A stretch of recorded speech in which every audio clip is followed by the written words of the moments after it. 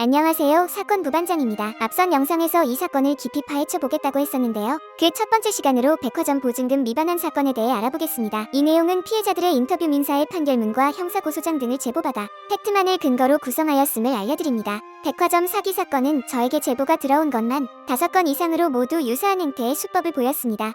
우선 피해자들이 민사에서 승소한 퀴이키 브랜드의 롯데 백화점 잠실점과 동탄점을 예로 살펴보겠습니다. 첫 번째, 모두 보증금 1억 원을 지급하면 롯데 백화점에서 명품 키즈 편집숍인 퀴이퀴이 매장을 위탁 운영할 수 있도록 해주겠다. 두 번째, 매장 매출금에서 롯데 백화점에 지급할 수수료를 공제한 후 그 차액의 15%를 수익금으로 지급해주겠다.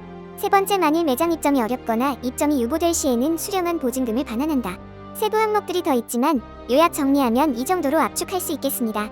두 계약 모두 계약 해지된 상태임에도 불구하고 보증금을 반환받지 못하고 있는 상황입니다.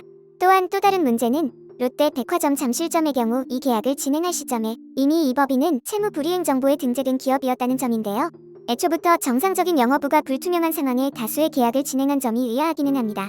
이런 행위는 정상적인 계약 이행을 못할 경우 보증금을 반환할 의사나 능력이 없음을 충분히 인식하고 있었을 것으로 파악됩니다. 상호 간의 논쟁은 당연히 있었지만 결과적으로 피해자 측 원고 승으로 두 민사 사건은 결론이 났습니다.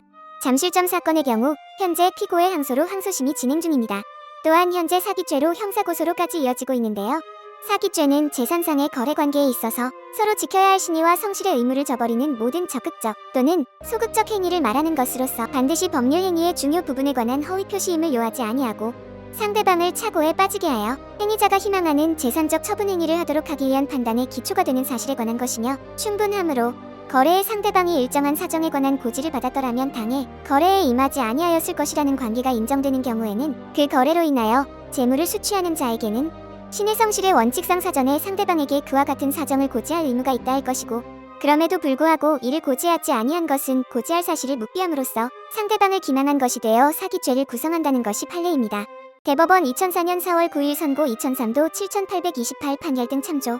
이 사건의 경우 피고 소인은 계약 당시 자신이 운영하는 위 회사가 자금 사정으로 인해 무려 2억 2,892만 6천 원에 달하는 채무를 갚지 못해 2020년 4월 23일부터 채무 불이행 정보에 등재된 처지여서 애초부터 정상적인 계약 이행이 불투명했던 점, 자금 사정 악화로 인해 고소인으로부터 매장 위탁 운영 명목으로 보증금을 수령하더라도 당시 위 회사의 사정상 위탁 운영 계약을 정상적으로 이행하지 못할 경우 보증금을 반환할 능력이 없음을 충분히 인식하고 있었던 점, 위 회사의 사정을 숨긴 채 고소인을 속여 보증금 명목으로 1억 원을 수령한 후 매장 입점 약속도 지키지 않고 보증금 반환 약속도 지키지 않았으며 보증금 상당의 금원을 편취하였고 위 금원이 이 사건 피해 금액으로 고스란히 남은 점, 피고 소인의 고소인으로부터 수령한 보증금을 본래의 용도인 매장 위탁 운영을 위하여 사용한 것이 아니라 목적 외의 용도로 사용한 것으로 보이는 점, 재반 사정에 비추어 볼 때 여러분의 생각은 어떠신가요?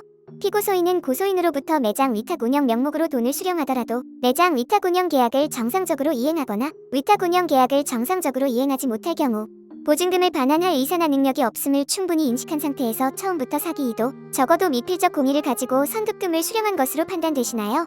부디 조속히 피해자들이 제자리로 돌아갈 수 있게 해결이 되었으면 좋겠습니다.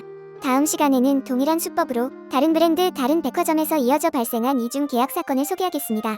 지금까지 사건 부반장이었습니다. 구독, 좋아요는 항상 힘이 됩니다.